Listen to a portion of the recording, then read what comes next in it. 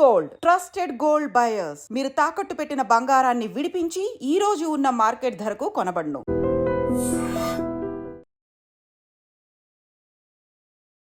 వక్ఫ్ board పైన కేంద్ర government ఒక మంచి బిల్ తీసుకొని వచ్చినారు.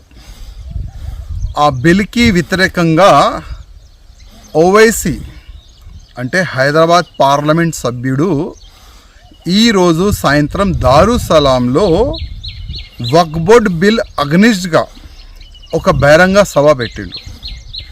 ఆ బహిరంగ సభ ఎందుకు పెట్టిండంటే జనాల్ని ఏ విధంగా రెచ్చగొట్టాలి అదే ఆయన ప్లాన్ ఉంటుంది. నేను ఓవైసీకి ఒక మాట అడగాలనుకుంటున్నా. ఇవాళ నువ్వు సభ పెట్టినావు కదా, నీలో దమ్ ఉంటే నిజం చెప్పనికి ప్రయత్నం చేయి. తెలుసు నువ్వు నిజం చెప్పవని. నీ అయ్యా కానీ, నువ్వు కానీ, నీ తమ్ముడు కానీ, నీ ఎమ్మెల్యేస్ కానీ, నీ కార్పొరేటర్ కానీ వక్ఫ్ బోర్డ్ పైన ఒక మంచి బిల్ వచ్చింది, దీనికి మనం సపోర్ట్ చేయాలి, అది ఎప్పుడు చెప్పరు. దీనికి అగ్నిస్టే చెప్తారు మీరు.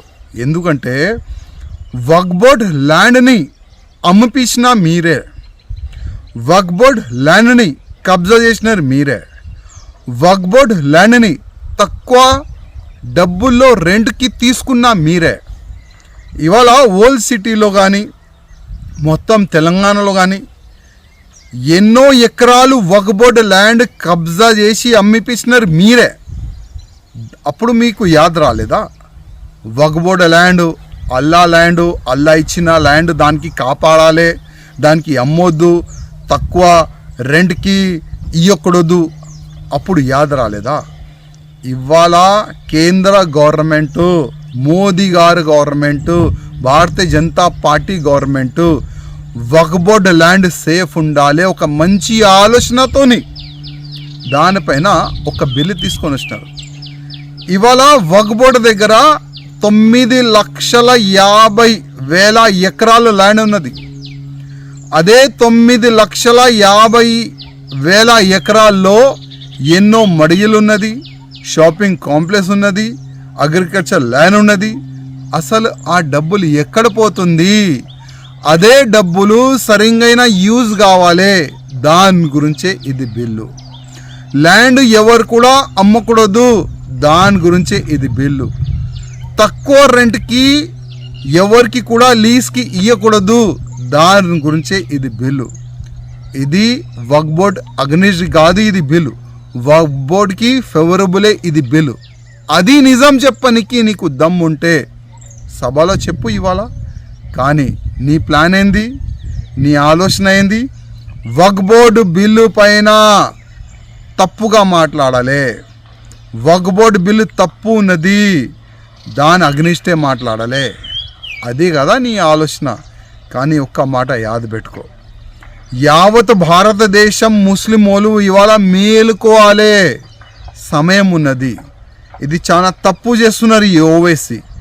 రెచ్చగొట్టడానికి ఇవాళ ఈ బహిరంగ సభ ఆయన పెట్టిండు. ఆయన మాటల్లో ముస్లిమోలు వస్తే మీకే నష్టం, యాద పెట్టుకోండి. ఎందుకంటే కేంద్రం భయపడదు. బంగాల్లో మీరు ఇంత దౌర్జన్యం చేస్తున్నారు, హిందువుల్ని చంపుతున్నారు, కేంద్రం భయపడలే. యావత్ భారతదేశంలో ఎన్నైనా మీరు దౌర్జన్యం చేయండి, ఎన్నైనా మీరు రోడ్డు పైన డ్యాన్స్ చేయండి, కానీ ఒక్కసారి వక్ఫ్ బోర్డు పైన బిల్లు వచ్చిన తర్వాత రిటర్న్ బిల్లు పోదు. ఈ ఒక్క మాట యాద్ పెట్టుకోండి. బిల్లు తీసుకొని వచ్చిన తర్వాత దాంట్లో ఏమేం చాలా మంచిగా పెడితే బాగుంటుంది దానిపైన మీరు చర్చ చేయండి. ఆల్రెడీ చాలా వరకు చర్చకి సమయం కూడా ఇచ్చినారు పార్లమెంట్లో, కానీ ఓవైసీకి దమ్ లేకుండే ఆ వక్ఫ్ బోర్డు పేపర్ బిల్లుని చింపి పాడేసిండు. ఎందుకంటే మీడియాలో ఆయన ఫేమస్ కావాలి కదా. అదే ఆలోచనతోని మీడియాలో రావానికి ఆ వక్ఫ్ బోర్డు బిల్లుని చింపి పాడేసి బయటకు వచ్చి ఏదేదో వాగుతుండు. కానీ ముస్లిం సోదరులారా, ఒకటే ఒక రిక్వెస్ట్, బిల్లు వచ్చింది, అది ప్లస్సా మైనసా ఒక్కసారి మీరు ఆలోచన చేయాలని నా ఒక నివేదిక. సిద్దిపేట జిల్లాలో ఈరోజు ఒక స్కూల్లో కార్యక్రమం జరిగింది. అందులో భాగంగా మాజీ మంత్రి బీఆర్ఎస్కి సంబంధించిన నేత ఆర్ సిద్దిపేట ఎమ్మెల్యే హరీష్ రావు గారు ఆ కార్యక్రమానికి హాజరైనరు. అయితే స్టేజ్ మీద ఒక చిన్నారి ఒక కథనే అనుకోవచ్చు దాన్ని.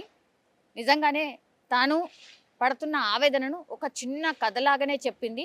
తాను మైక్ తీసుకోగానే ఏడుస్తూ ఒకటే చెప్పింది, మా నాన్న చనిపోయాడు కాబట్టి మా అమ్మ వాల్యూస్తోని పెంచుతోంది, మా అమ్మ కష్టపడి నన్ను చదివిస్తోంది. సో నేను మా అమ్మ చెప్పిన అడుగుజాడల్లోనే నడుస్తాను. ఖచ్చితంగా ఆమె ఏది చెప్తే అదే వింటాను, అదే చేస్తాను అంటూ అమ్మ మీద తనకున్నటువంటి ప్రేమను చెప్తూ ఏడుస్తూ ఆ చిన్నారి చెప్పినటువంటి పరిస్థితి. అక్కడ ఉన్న చిన్నారులను కావచ్చు, లేదంటే ఆ స్టేజ్ పైన ఎవరైతే ఉన్నారో మాజీ మంత్రి హరీష్ రావుతో సహా భావోద్వేగానికి గురయ్యారు. అట్లాగే కంట తడి పెట్టారు అంటేనే మనం అర్థం చేసుకోవచ్చు. ఆ చిన్నారి చెప్పిన మాటల్ని కూడా మీరు ఒకసారి వినండి. ఎంత ఎమోషనల్గా మాట్లాడుతుందో మీరు కూడా చూశారు కదా. నిజంగా మన కళ్ళు కూడా చెమరుస్తాయి.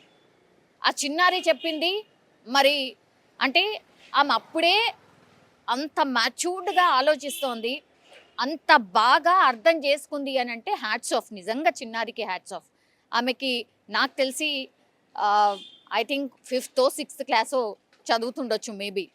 అంటే కేవలం 12-13 సంవత్సరాలు మాత్రమే ఉన్నాయి. కానీ ఆమె అర్థం చేసుకున్న విధానం, అట్లాగే ఆమె వాళ్ళ అమ్మ పడుతున్నటువంటి కష్టాన్ని చూసి ఎలా ఉండాలి, లైఫ్ ఎట్లా లీడ్ చేయాలి, అట్లాగే అందరికీ కూడా చెప్పకనే ఒక మెసేజ్ చెప్పింది. మీ పేరెంట్స్ని మీరు ప్రేమించండి, నెగ్లెక్ట్ చేయొద్దు. చాలామంది చిన్నారులు ఈ మధ్య కాలంలో మనకు తెలుసు చెప్పిన మాట వినట్లేదు, ఎదురు సమాధానం చెప్తూ ఉంటారు. ఒక్కొక్కసారి అయితే ఎంత చెప్పినా అది మంచి చెప్తున్నా సరే వినిపించుకోరు. సో చిన్నతనం అందరూ అల్లరి చేస్తారు, కానీ ఒక స్టేజ్ వరకే అర్థం చేసుకునే గుణం కూడా ఇట్లా ఈ చిన్ని తల్లికి ఎట్లయితే వచ్చిందో అట్లనే చిన్నారులందరికీ కూడా ఉండాల్సిందే. అట్లాగే చాలామంది పిల్లలు ఈ మధ్యకాలంలో ఫోన్స్లో ఉండిపోయి అసలు ఏం వస్తుందో, అందులో ఏం కంటెంట్ చూస్తున్నారో కూడా అర్థం కాని పరిస్థితి. కోవిడ్ తర్వాత అందరికీ కామన్గా ఉన్నటువంటి కంప్లైంట్, మా పిల్లవాడో లేకపోతే మా పిల్ల పూర్తిగా ఇగో ఈ ఫోన్లలోనే ఉంటుంది, అసలు ఏం జరుగుతుందో చెప్పినా వినట్లేదు. చిన్న పిల్లలు అన్నం తినడానికి కూడా ఈ ఫోన్ వదలట్లేదు. సో ఇది కాదు జీవితం, లైఫ్ ఇంకా చాలా ఉంది, అర్థం చేసుకోవాల్సింది, చదువుకోవాల్సింది ఇంకా చాలా ఉంది అని చెప్పకనే చెప్పింది ఈ చిన్నారి ఇచ్చినటువంటి మెసేజ్. అట్లాగే ఈ చిన్నారి మెసేజ్ చూసిన వాళ్ళు ఎవరైనా సరే, చాలామంది ఈ మధ్య కాలంలో ఈ ఎల్డర్ పేరెంట్స్ ఎవరైతే ఉంటారో, చాతగాని స్టేజ్లో ఎవరైతే ఉంటారో వాళ్ళని తీసుకెళ్ళి పూర్తిగా ఓల్డేజ్ హోమ్స్లో జాయిన్ చేసేస్తున్నారు, మా వల్ల కాదు అని అంటూ. కొంతమంది అయితే తల్లిదండ్రులను ఇష్టం వచ్చినట్టు తిడుతున్నారు, కొడుతున్నారు, లేదంటే అనాథలాగా బయట వదిలేస్తున్నారు, లేకపోతే ఎక్కడో వదిలేసి వాళ్ళు వచ్చి హాయిగా వాళ్ళ వాళ్ళ వాళ్ళ జీవితాన్ని సాగిస్తున్నారు. సో ఇది కాదు, ఇట్లాంటి చిన్నారులాగానే అందరూ ఆలోచించాలి. ఇప్పటి నుంచే పేరెంట్స్ యొక్క వాల్యూస్ని నేర్చుకోవాలి అని చెప్పకనే చెప్పింది ఈ ఇన్సిడెంట్ అనుకోవచ్చు. ఆ తర్వాత హరీష్ రావు గారు కూడా అదే చెప్పిండ్రు. ఆయన భావోద్వేగానికి గురైండు. అట్లాగే ఆ అమ్మాయిని దగ్గరికి తీసుకొని ఆమెకు చెప్పే ప్రయత్నం చేసిర్రు. వెరీ గుడ్ అమ్మ, నీలాగానే అందరూ ఉండాలి, పేరెంట్ వాల్యూ తెలుసుకోవాలి.